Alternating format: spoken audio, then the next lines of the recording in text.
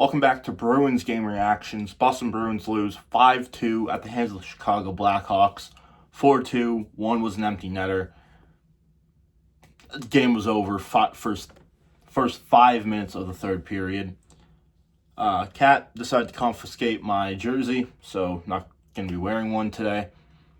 Nikita Zadorov welcomed a baby boy into the world today. Zlatan Zadorov was born earlier today. And his dad played in the game hours later. This game was lost in the first 5 minutes of the third period. This has been a lot like games past, especially throughout that 10-game losing streak. Very solid first 40 minutes, and then shelled in the final 20. Yeah, man. That top line, again, does everything. Fraser Minton leads the team in shots today with 5. Fabian Lysell picks up 3. Poor Lysell, man. He can't seem to buy himself a goal. He's had multiple high-quality chances. Puck just hasn't been bouncing on him.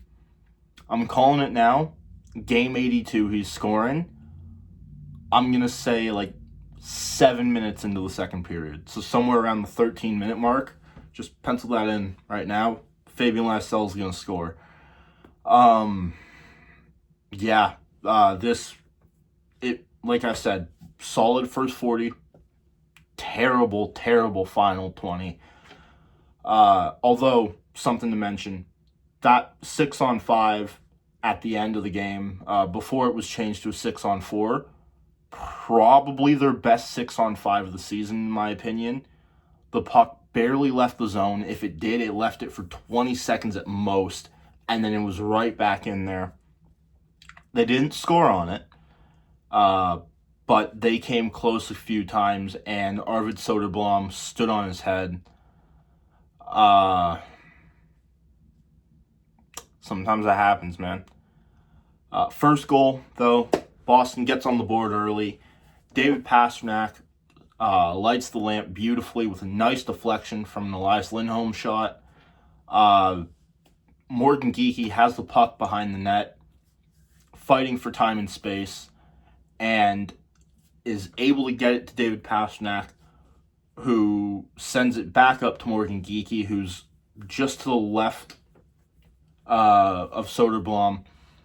And Geekie puts it out front to Elias Lindholm, Elias Lindholm puts it on. Pastrnak tips it. It goes in. 1-0 Boston, 10 minutes into the period. You could call Pastrnak for interference on that play. Not goalie interference, but interference on the player. There was a bit of a trip. Unfortunately, there was no call on it, so obviously it's fine. We play on. Boston scores not 10 seconds later. That led kind of directly to the goal, though. It was a really slow start to this game again. Unfortunately, it was just a boring start. For Boston to end up with 33 shots, I still don't quite know how they did that. The shots were there. Chances just weren't, unfortunately. One thing to know as well, Pastrnak had 3 shots. That's expected at this point, though. As for the rest of the first period, as I said, very quiet. We head into first intermission. Boston up 1-0. You're hoping that something's there. It wasn't, unfortunately. Nick Foligno scores 8 minutes into the second period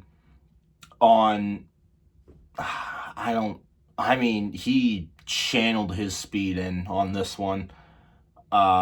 Is able to beat Mason Lohrei. Don't know why I couldn't think of his name there. Is able to beat Mason Lohrei on a mishandled puck, and Andrew Peeke can't catch him in time. Rips it on Jeremy Swayman, beats him low blocker. Man. You want to save from Swayman there. I also don't think you expect that kind of shot from Nick Foligno. I mean, the former Bruins beat the current Bruins tonight. That's really what it was. Foligno had the empty netter. Ryan Donato, actually, Foligno had this one and the empty netter. Donato scored one later on in this one. Just, yeah. One of those games, unfortunately. Nothing else happens, really. Penalty or two, I think, in the second period. Again, very quiet. Nothing got turned up to 11 until the third period. Yeah, so getting right into that. We head into second intermission. Game's tied 1-1. Sorry, not 2-2. And unfortunately, this is where it starts to fall apart for Boston. 3 minutes into the third period, Sammy Rinsel, or I think it's Sammy. I don't know if it's Sammy. Rinsel comes down the right side, takes it over to the left, puts it onto Jeremy Swayman. Swayman stops it, but the rebound's still there, and Philip Kurashev's there to try and bury it. He can't do it, and Ryan Donato, the former Bruin, is able to capitalize on the secondary rebound. I mean, you want guys to hold the net better than that, or not even hold the net, clear the net better than that.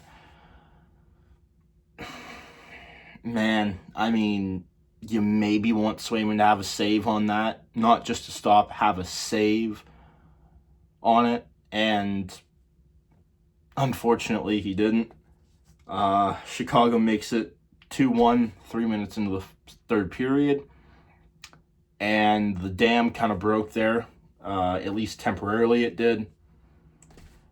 And yeah, I didn't realize it was Bertuzzi, but Bertuzzi gets the third goal for Chicago. So really, the old Bruins beat the new Bruins 4-2. Yeah, I mean, two unassisted goals in a game. The Tyler Bertuzzi one was unassisted. That's not great. That's something that really can't be happening. Unfortunately, it did in this one, and yeah, it's just something that needs to get worked out for next season. I don't believe this is the first time that Boston has allowed 2 unassisted goals this season. They might have had 2 against Buffalo, honestly. But yeah, it's tough to watch, but unfortunately it is. Getting into the Tyler Bertuzzi goal, chaos out in front of the Chicago net. Great place to start on that one.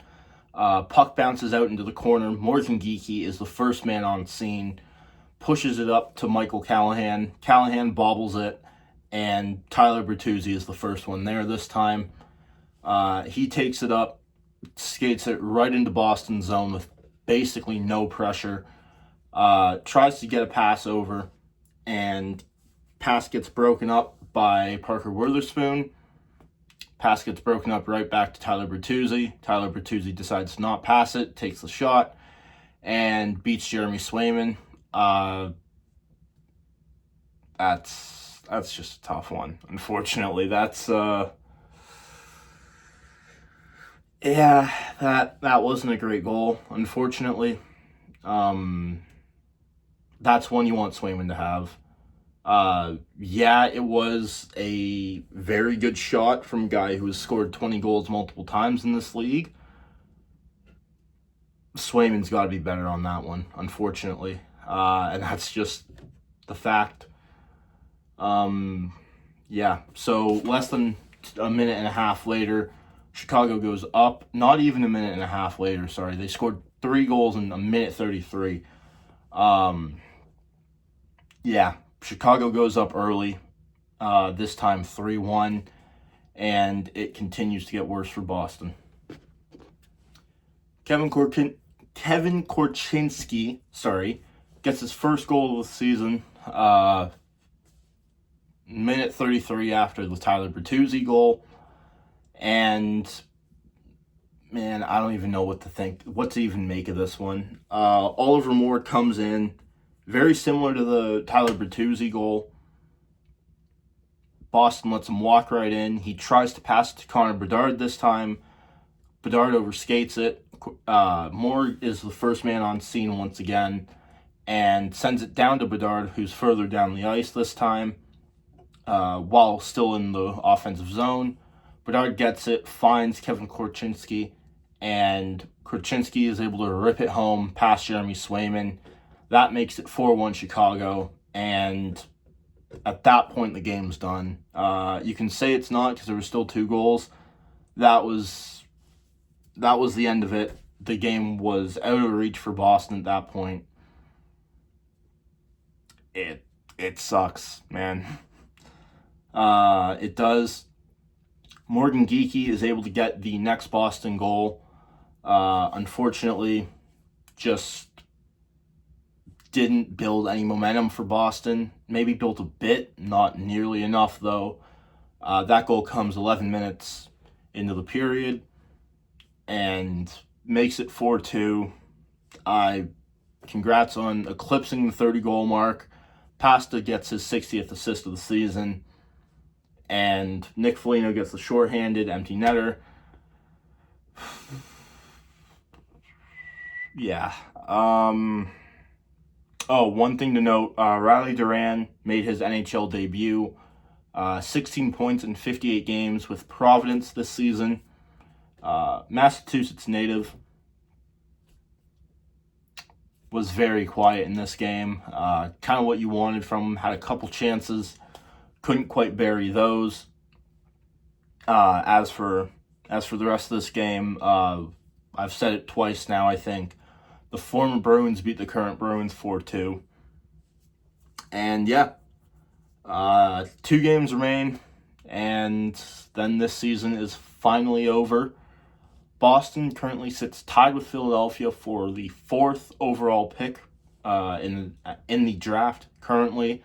Philly does have 2 games in hand. I believe Seattle has a game in hand over Boston as well, and they're 1 point ahead.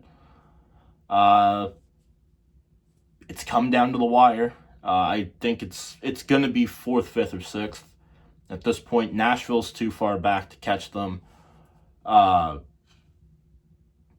Buffalo might be the team ahead of Seattle. I'm not honestly... Philly. Sorry. Nope. Pittsburgh. Pittsburgh is the team ahead of Seattle. Probably not catching them. So it's going to be 4th, 5th, or 6th. And then Boston heads into the lottery. Yeah. Anyways, that's going to do it. Bit of a shorter video for this time.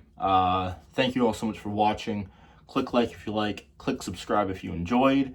And I will see you on Sunday for the next Bruins game reaction.